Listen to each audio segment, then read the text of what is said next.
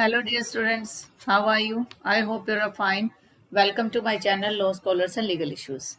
I am Advocate Vanita. I am presenting here again with another important topic that is related to Sexual Harassment Act. देखिए जो protection of women from sexual harassment act से related हम 3-4 lecture को अच्छे से discuss कर चुके हैं। अगर आपने मेरे वो वीडियोस नहीं देखे हैं तो आप मेरे वीडियोस जाके देख लीजिए। तो चलिए आज का लेक्चर हम स्टार्ट करते हैं। आज के लेक्चर में हम डिस्कस करेंगे कि सेक्सुअल हरासमेंट होता क्या है, उसकी डेफिनेशन क्या दी गई है और कैसे उसको डील किया जाता है। तो अगर हम बात करें इस एक्ट की, तो इस एक्ट का सेक्शन 3 जो है वो बात करता है सेक्सुअल हरासमेंट की डेफिनेशन की।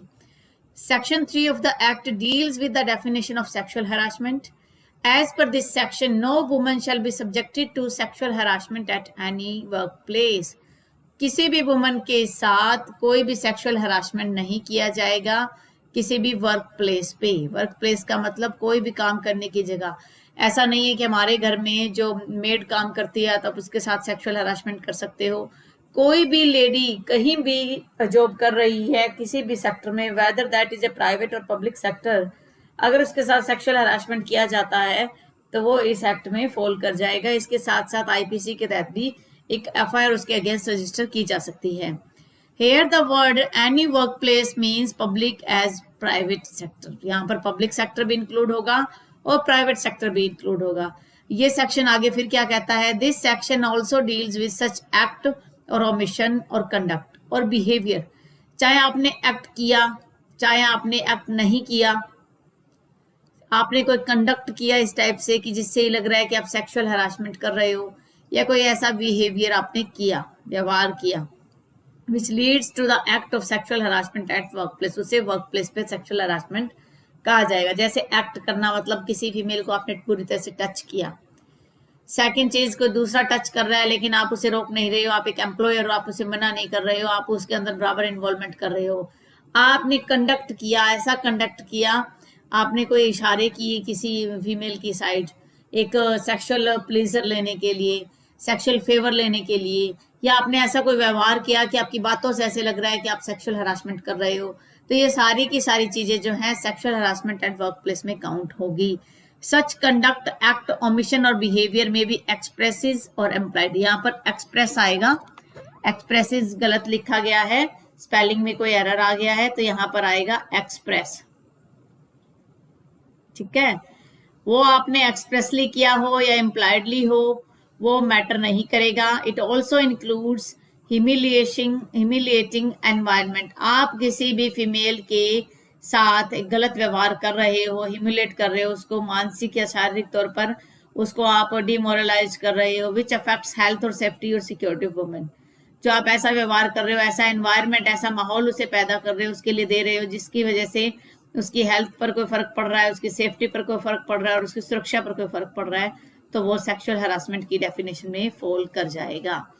द एक्ट हैज मोर और लेस, ज्यादा कहें या कम कहें, जो ये डेफिनेशन अडॉप्ट की गई है विशाखा केस से अडॉप्ट की गई है, that was initially taken from the international level which deals the elimination of all forms of discrimination against women. ये शायद 1979 की एक कन्वेंशन है, elimination of all form of discrimination against women. उसके अंदर ये डेफिनेशन दी गई थी जिसे विशाखा केस में अडॉप्ट किया गया और जिसे ही हमने इस एक्ट में अडॉप्ट किया। Such section aims at preventing any kind of such behavior which violates the dignity of working woman.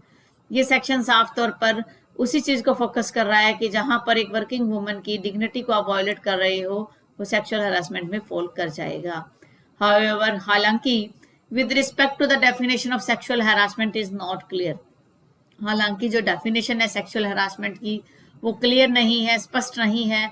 About the intention and some act with intention, की इंटेंशन क्या है और इंटेंशन के साथ किया गया एक्ट क्या है। No offence can be tried, कोई भी ऑफेंस को ट्राई नहीं किया जाएगा जब तक उस व्यक्ति की इंटेंशन या नॉलेज नहीं होगी जो एक्यूज के द्वारा किया गया है। केस है इससे related G Pushkala versus high court of judicature, complaint against the petitioner alleging sexual harassment and indecent behaviour, जहां पर सेक्सुअल हरासमेंट का आरोप लगा और इनडिसेंट बिहेवियर किया गया, गलत व्यवहार किया गया at the place of work, work काम की जगह पर, डिसिप्लिनरी प्रोसीडिंग, जब काम के स्थान पर उसके साथ सेक्सुअल हरासमेंट हुआ, उसने कंप्लेंट फाइल की और कंप्लेंट फाइल करने के बाद जो एक इंक्वायरी हो रही थी तो उस मामले में भी इसको हैरास किया गया और बाद में जो हैरासर है उसको गिल्टी पाया गया and the punishment of compulsory retirement from service was imposed on him. तो पनिशमेंट क्या दी गई कि उसकी कंपल्सरी रिटायरमेंट उसको दिया गया। ये वॉज जो है WAS आएगा, इसको चेंज कर लेना आप। The crux of the complaint made against the delinquent officer was that by using his official power, he solicited sexual frame from the complainant, passing on written slips and disturbed her during midnights by making telephone calls to residents and thereby outraged her modesty and caused mental torture and agony on her. कहने का मतलब क्या है इसमें main यही है कि जो एक ऑफिसर था उसकी एक पोजीशन थी, उस पोजीशन में उसने गलत फायदा उठाया। वो रिटर्न स्लिप देता था उसको जब वो काम पर आती थी और आधी रात को उसके टेलीफोन कॉल करके भी उसे परेशान करता था। इस तरीके से उसकी जो मोडेस्टी है, उसकी जो गरिमा है, उसको कहीं ना कहीं डैमेज किया है, मेंटल टॉर्चर उसको दिया गया है। In short, the complaint against the delinquent was sexual harassment at workplace. The court observed that it is true. Court ने ऑब्जर्व किया, सिंपल सा माना और उसे जो है कल्प्रिट घोषित किया गया। इसके बाद एक केस और है Shri Subrata Kumar Chaudhary versus state of India.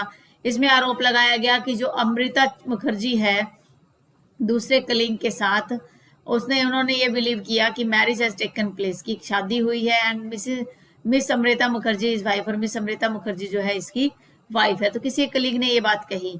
Subsequent denial of marriage in its harassment. अगर कोई कह रहा है कि उसकी वाइफ नहीं है और या फिर वो ये कह रहा है कि वहां पर उसके साथ इस तरीके का व्यवहार किया जा रहा है, तो वो मिस मुखर्जी को उस वर्क प्लेस पर डिस्ट्रेस दे रही थी, सेक्सुअल हरासमेंट के अंदर ये फॉल कर जाएगा। US Verma versus national commission for women, इसके अंदर भी यही बात की गई है कि कोर्ट ने ऑब्जर्व किया कि there is a broad range of view points among women as a group के तौर पर, एक समूह के तौर पर अलग अलग जो है विचार है महिलाओं के प्रति। बट वी बिलीव दैट, हम विश्वास करते हैं कि many women share common concern with man do not necessary share, कि मोस्टली वुमेन जो है एक जैसी ही प्रॉब्लम को फेस करती है, उनके साथ ऐसा ही गलत व्यवहार होता है। तो यही चीज इसमें कही गई थी, ज्यादा कुछ इसमें है नहीं, आप पढ़ लेना। It was also said by the court that, court ने इसमें ये बात भी कही कि sexual harassment the work place is an unacceptable behaviour, ये स्वीकार करने वाला व्यवहार नहीं है एम्प्लॉयर्स के द्वारा और एम्प्लॉय के द्वारा। Is now an establish part of judicial and lexicon, ये एक लॉ का पार्ट है। Whether whenever found the perpetrator is expected to be dealt with through suitable sanction, हालांकि जो प्रेपरेटर है जो एक्ट को कर रहा है उसके खिलाफ भी सैंक्शंस होने चाहिए। सैंक्शंस मतलब सजा का प्रावधान होना चाहिए। whenever such complaints of harassment arise, जब इस प्रकार की कंप्लेंट्स आती है, it is expected that, तो ये एक उम्मीद की जाती है कि द अथॉरिटी जो एम्प्लॉयर है, जो रेगुलेटर है, कहीं ना कहीं वो वहां पर उसके साथ डिस्क्रिमिनेशन ना करे। अगर ऐसा डिस्क्रिमिनेशन होता है तो वो एग्रीव्ड माना जाएगा, वो जो महिला है वो एग्रीव्ड मानी जाएगी। Saurabh Kumar Mallik versus the controller and auditor general of India में कोर्ट ने ऑब्जर्व किया कि सेक्सुअल हरासमेंट जो है वो कुछ ना कुछ वर्क प्लेस के रिलेटेड कुछ गाइडलाइंस दी गई है और उसी गाइडलाइन के हिसाब से जो है एक्शन लिया जाना चाहिए वर्क प्लेस के ऊपर। तो नॉर्मल सी सेंस में हम कह सकते हैं कि सेक्सुअल हरासमेंट क्या है, किसी भी प्रकार का आप एक्ट कर रहे हो, कोई ऐसा व्यवहार कर रहे हो, कोई जो कंडक्ट कर रहे हो, आपका कोई तरीके ऐसे हैं कि आपको दूसरे जो फीमेल कलीग है उसके साथ हरासमेंट आप कर रहे हो, तो वो जो है डेफिनेशन को वाइड कर दिया गया है काफी जजमेंट्स के द्वारा। अदरवाइज ये डेफिनेशन इतनी वाइड नहीं है। मैं आशा करती हूँ कि जो डेफिनेशन है सेक्सुअल हरासमेंट की आपको समझ में आ गई होगी। अगर आपको किसी प्रकार का डाउट है तो आप मुझे कमेंट करके जरूर बताइएगा। और अब स्टूडेंट्स मैं वीक में एक ही जो है टॉपिक आपके लिए लेके आ पाऊंगी, तो सॉरी फॉर दैट इनकन्वीनियंस, क्योंकि मुझे मंडे से लेके सैटरडे तक टाइम नहीं मिल पाता है। सिर्फ एक संडे का ही डे है जिस दिन मुझे टाइम मिलता है, तो उसी दिन मैं कोशिश करूंगी कि आपके लिए एक छोटा सा टॉपिक जरूर लेकर आऊँ। अपनी हेल्थ का ध्यान रखिएगा। Stay home, stay safe, stay healthy. Thank you for watching and have a nice day.